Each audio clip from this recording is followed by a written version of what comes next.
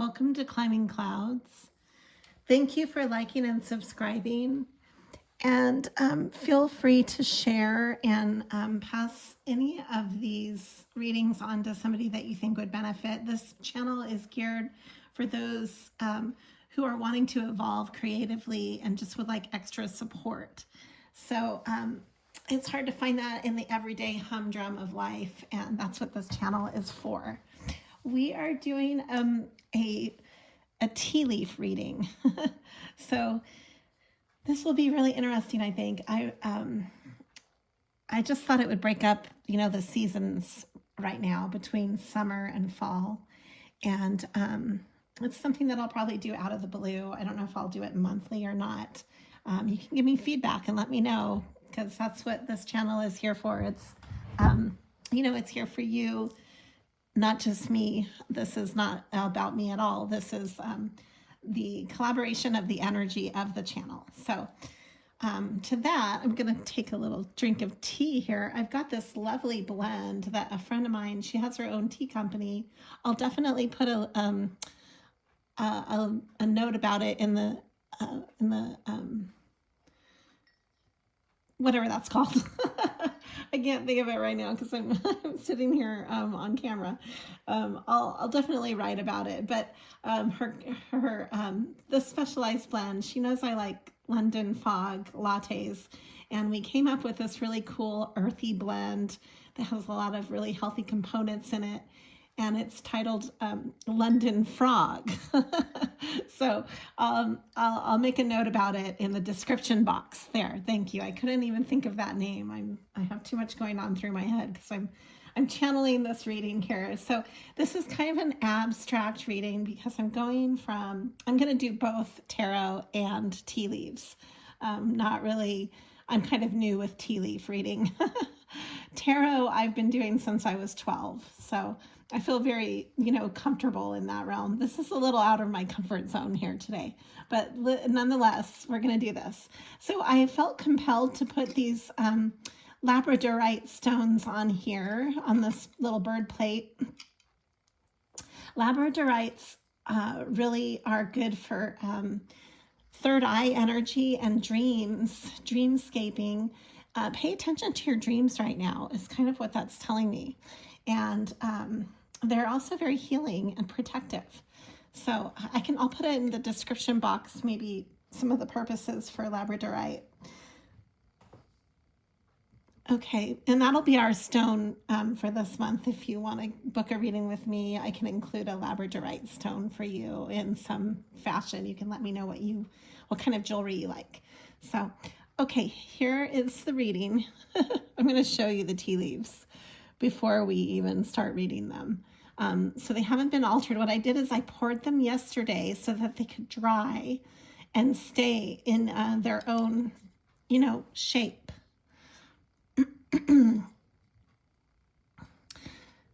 So right away, when I start to read them, I see this big center conglomerate here.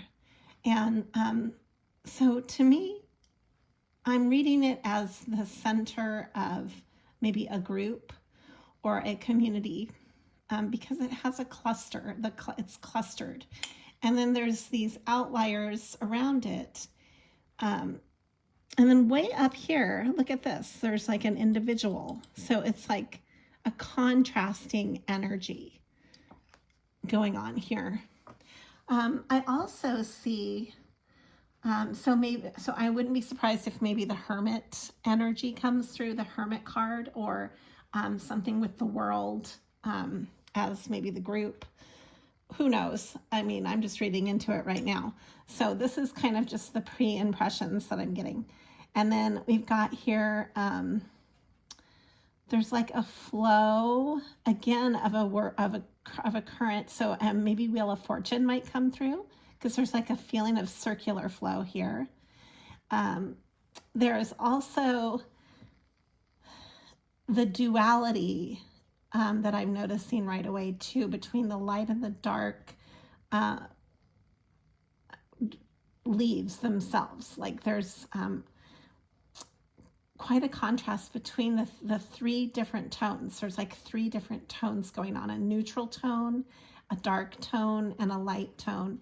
And almost as if you were looking at it as music chords, you could see where some of the heavier chords are being struck. So there's a feeling of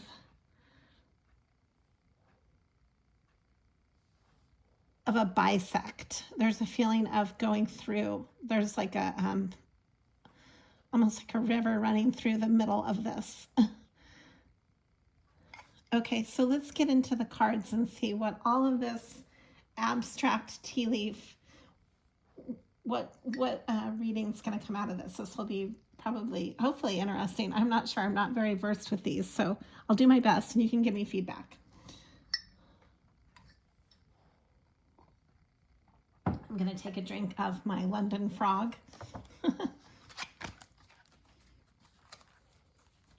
Okay, right away, the High Priestess is coming through.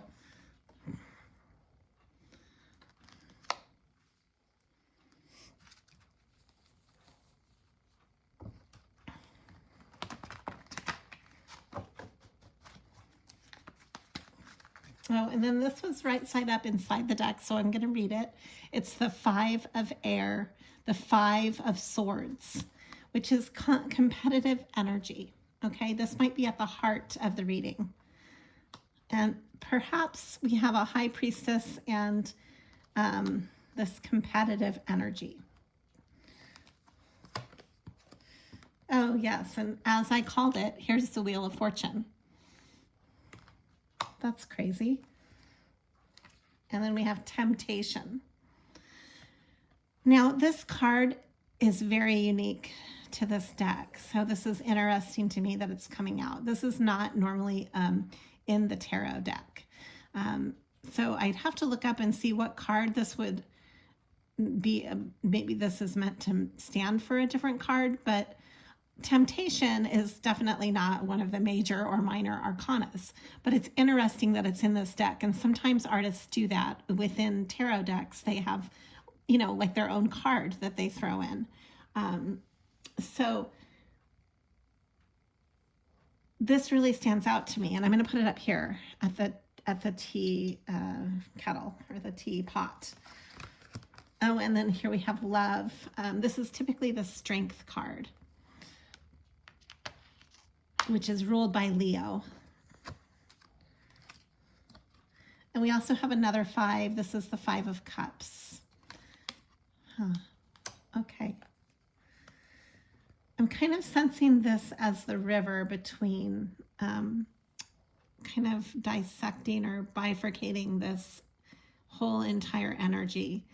There's like a feeling of disappointment.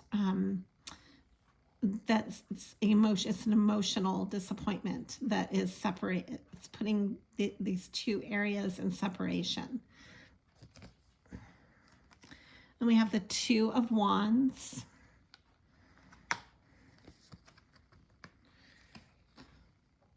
The Ace of Cups. And the Queen of Pentacles or Queen of Earth. Okay. I've got 2 more that want to come through. This is the Star card. And the 7 of Cups. That has to do with emotional choices as well. So we have this feeling of, there's a feeling of possibly a temptation of some sort. And it's fueled by a sense of disappointment amidst a Wheel of Fortune moment here, or a chapter of fortune is going on, because there's the Queen of Earth or the Queen of Pentacles. There's a beginning that wants to start emotionally, you know, that could have to do with some sort of a passionate collaboration here, because we have 2 of Fire, and we have the girl and the giraffe kind of leading their way through the dark here. And then we also have another image of two, and the girl and the lion. It's kind of giving me like a Beauty and a Beast feeling. We've got the Star, which is ruled by Aquarius, and the Fool. Wow. Yeah, so this is about taking a chance, taking a leap of faith, and starting in a whole new, whoops, and I just dropped that into the abyss, just like the Fool would do, jumping off the cliff with wild abandonment and not even fearing anything. That's funny that the card did what the Fool essentially does. I do need to grab the card off the floor though. Hold on.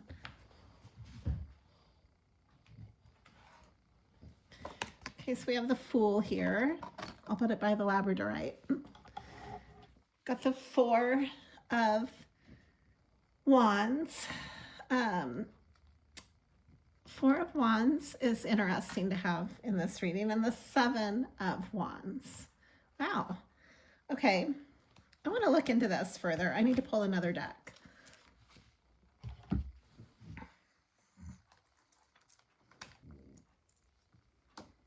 Why do we have the Four of Wands coming through? Well, as soon as I open the deck, I have the Ace of Swords, which is definitely a clarity or a truth.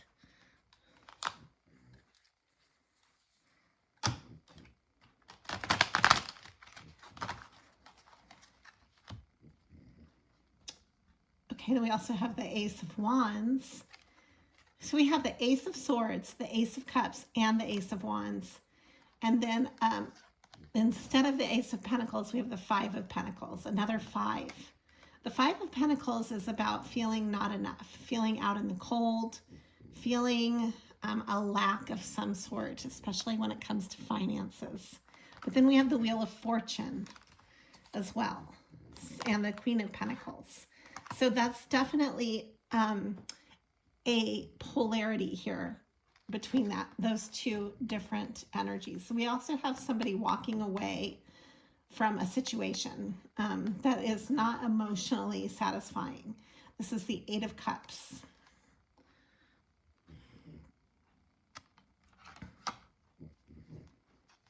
I'm just being drawn to draw all of these. This is quite a few cards, but I'm going to read all of them. The Nine of Wands, this is being full of anxiety, staying up, maybe sleepless nights. This also has to do with there's like a sense of like you've been treading water for a long time and you're kind of like you have resilience, you know, but it's out of like you're motivated by just trying to make ends meet, trying to keep everything going, trying to keep your head above the water. You know, you're just trying to like keep everything even keeled. That's the energy I'm getting from this. The Seven of Cups is coming up again. There's all these choices, decisions, new opportunities. This is coming through twice. And here is the Ace of Cups. It's blocked. This is the beginning. Did this already come through? Yeah, this came through twice. So it was the Ace of Pentacles that we're not getting.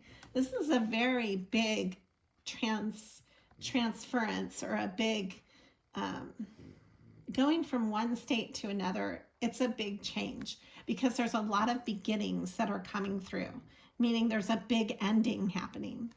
So we have the Ace of Cups again. This is twice that this has come through. I'm going to look into that. The Six of Swords, this was blocked. And the Magician. Okay, and we have, and I'll read into this as well. I'm just going to show you what we have here, and then I'll read into it. The Ten of Wands. The Seven, another Seven. The Seven of Pentacles. And the Page of Wands now reversed. So we've had the Page of Wands twice, as well as the Ace of Cups twice. There is some kind of emotional, passionate beginning that wants to begin, but it's being blocked somehow. And it's being blocked emotionally by like a lot of stubborn energy, because this is the Four of Cups reversed.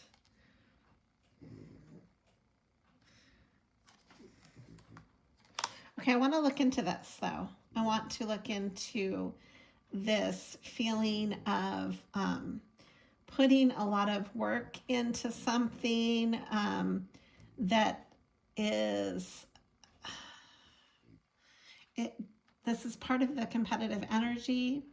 The Magician is here wanting to manifest, wanting to get everything to a place of peace, but it's blocked. So why is this blocked? Let me look into that. I'm going to pull a deck that has a turtle on it. This might be slow moving energy. I've got 2 decks with turtles on it today. This one is an oracle deck that I'll definitely read these at the end of the reading. Okay, this is just a Rider-Waite deck. Oh wow, so as soon as I looked at the bottom, this is rooted in a broken heart. Okay, and we've got the Fool again right on top, starting a whole new beginning. What is this about, this whole new beginning, or this whole like feeling of adventure here that wants to occur? I guess. I'm gonna do this. Let me shuffle the cards though. They need to shuffle a little bit. I had them sitting there stagnant. I have blessed all the cards, you know, and cleared them. I do that with all the cards before every reading. I don't like to start a reading with uncleared cards. Okay, this has to do with third-party energy and the King of Pentacles. King to the Queen of Pentacles. We have the Queen of Pentacles earlier. This is wanting to have this is a fork in the road where whoever is standing in the fork in the road is really having a hard time making a decision based on instinct. They're not following their instincts, but this card in the upright is all about following your instincts, because you notice that she's blindfolded. So they're not relying on sensory information. So needing to go inward and actually trust instinctually the decision. And then again, I think I called it earlier. I said the Hermit is probably going to be in this reading, and here it is, and it is blocked. So there is a necessity for whoever is in this fork in the road needing to go inward and to have some hermit space. It's essential to get that clarity, basically.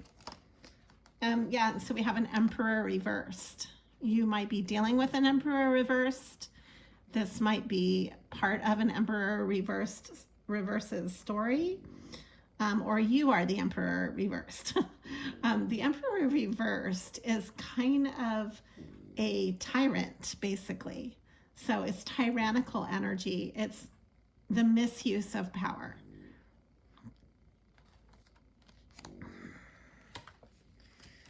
And there's a need to stand your ground. This is the 7 of Wands. So this is standing your ground and really being true to you. That's what's being challenged right now. But I do see victory. This is victorious. The 6 of Wands is all about victory. Okay. There's an energy here of the Knight of Wands, and it's wanting to move forward. The Chariot is also blocked. There's a lot of blocked energy in this scenario. Let's look into the Chariot being blocked. The Chariot is ruled by Cancer. The Knight of Wands is definitely a fire energy, so it can be ruled by Sagittarius, Leo, or Aries. I think any of the fire signs, basically, because it's all about, you know, kind of going after your passion and what you are excited about. But this is not moving forward, and we want to see why. Why is the energy, why is it blocked?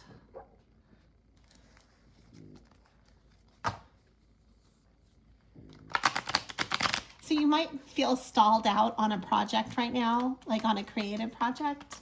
That can definitely speak volumes right now for this, for what we're looking at. This does not have to just have to do with, you can apply this in a myriad of ways. So that's why I coin all of my readings to the general collective, because it's not just one person who is, you know, shuffling. This is not a personal reading, basically. So the Hierophant, okay. Yeah, so there's a feeling of authority that might be blocking moving forward. You might feel like you don't have the authority to move forward in whatever that is, and whatever it is that you're applying this to. Why is there a block here? What needs to happen? This is the Emperor reversed again. So you need to unblock your Emperor energy. And now that doesn't mean it's you, it's whoever you're dealing with that has this energy. The Emperor reversed. There's a tyrant around you that's not allowing you to move forward in life in some way. And you can take that on a social level, you can take it on a personal project level, you can take it on a work level, or in your family even. It's how it applies to your life. And that's the energy that I'm reading. And then there's the Nine of Swords.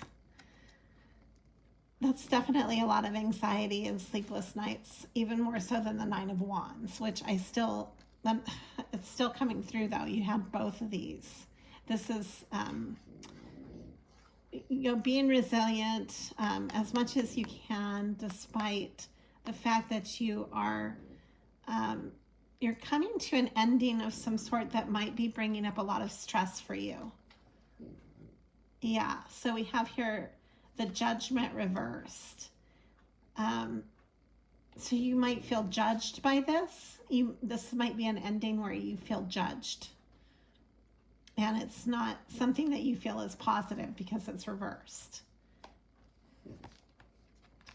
And then there's,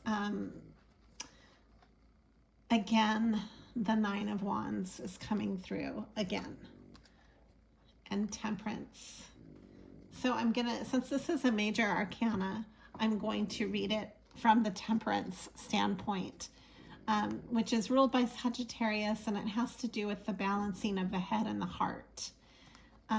You might feel that your head wants to be somewhere and your heart wants to be somewhere else.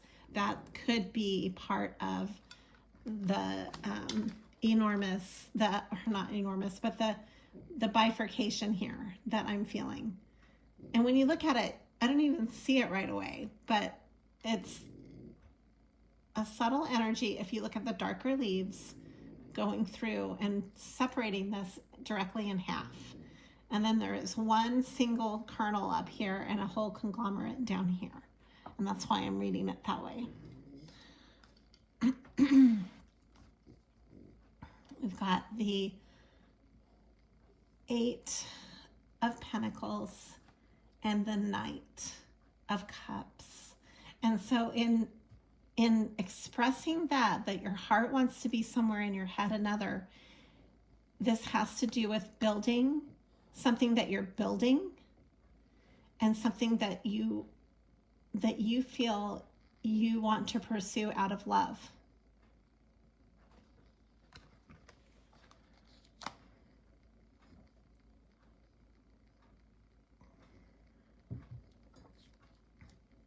And then we have the Ten of Cups. Wow. That's really amazing. Okay, and then the star twice. So something is healing in your life, and it has to do with what you love.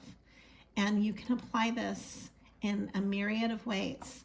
I'm going to pull I'm going to pull an oracle message and a moon card message, and then we'll wrap up this reading.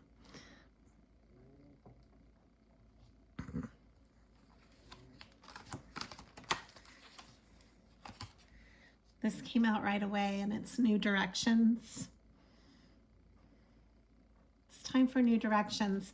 So do you see how this little bit is also floating away from the conglomerate too? That's kind of interesting, because that's kind of the feeling I get when I look at the tea leaves.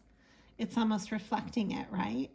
There's the big ball of dandelion and the pieces that are falling away. And when pieces fall away, which this man is attached to them, those are wishes. Those are wishes that he's flying away on. What are your wishes? See how there's a hot air balloon, but there's one man up here that's floating away on these wishes from the whole group of dandelion. And he's taking a new direction. Okay, and then I'm gonna pull a moon card to wrap this up.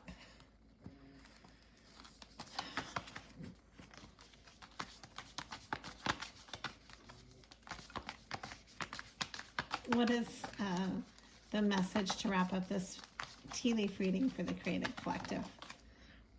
Okay, I've got a few of them, so there's two. Okay, that's so weird. I got this in another reading. We have the moon in Sagittarius, and luck is on your side, and then communication is key. New moon in Gemini. I'm going to draw one more, though. Oh, actually two more, I guess. We've got the new moon in Pisces is telling you to meditate and contemplate. Like I said, go inward. You've got to create that hermit energy to know what direction you truly need to go. If you're going to go in a new direction, you should feel like you know what direction you're going in, right? Like, that's important. It's not an aimless thing. It's actually deliberate. And it's a time to give rather than take. This is the new moon in Virgo. So we have a lot of, let's see. This is all four. This is really interesting too. We are ending on 4 cards of the moon messages, which are all 4 directions. We've got air, earth, fire, and water. Fire and water. I think I would see it this way, like north would be air, south would be earth, the west would be water, and the east would be fire. So the north, if we look at it from the 4 directions, I'm going to do a more in-depth message for you by doing this. So the north is your elders and what people that came before you, your ancestors. There's a need to communicate with your ancestors or the wisdom from your ancestors. Then we have what you're planting and the new birth, like a feeling of spring. It's time to give rather than to take. So you're being asked to look at your gifts and how you give and what you have to give and what is being called for you to give. The wisdom of what's changing and the flow of that feeling of like smelling rain in the wind and, you know, things coming in in the distance, a storm coming in of change. You're being asked to meditate and contemplate on this and to really center yourself so that you are not blown just willy-nilly, but that in fact it propels you. There's a difference when you're centered and you have enough gravity and you know where you're going, then the wind comes in and the water and the rain and the storm move. It can either kind of like scatter you or it can propel you forward. So I would say try to muster up a sense of being centered and having a direction so that you can then move forward in that direction, you know, rather than being just knocked off your center completely.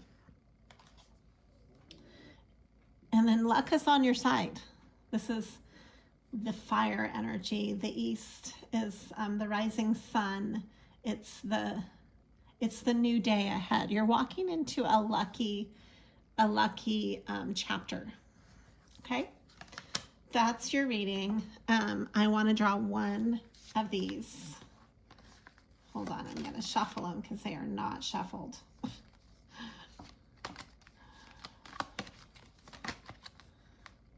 Okay, this wanted to come out though. I do want to read it. To the moon and back.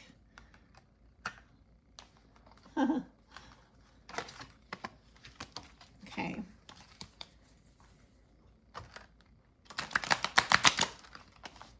All right. The observer. To the moon and back, and the observer. I'm going to draw the rest. Okay, the perfect key and queen bee. They rhyme. You get a little poem at the end of this.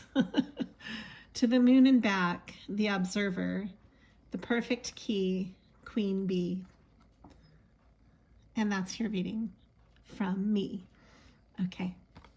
Have a wonderful day. Always be true to yourself. And thank you for climbing clouds.